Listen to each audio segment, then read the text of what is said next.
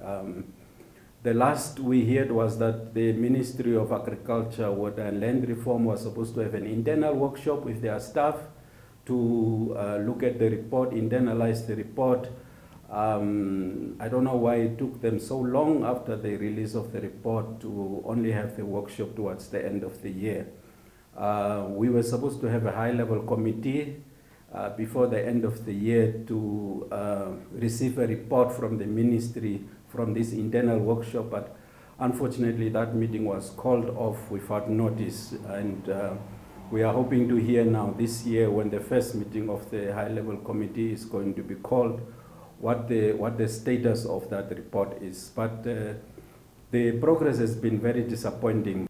The current land ownership impasse in the former Rehoboth gebied, where communities are facing evictions, Dordabes on which more than 2,000 families are confined to a 10,000-hectare government-owned piece of land, Omitara settlement, and the tussles in the Kavango regions are some identified for urgent attention.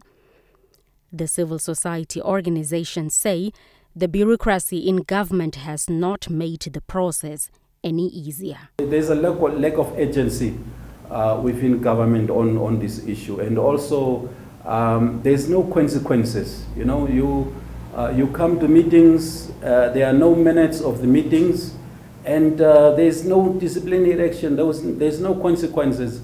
We just told no, in the next meeting there would be minutes, and sometimes people take processes for granted because there's no consequences. So we've been asking that people that are given responsibilities be held responsible, and that action be taken against officials in government that are not performing their duties.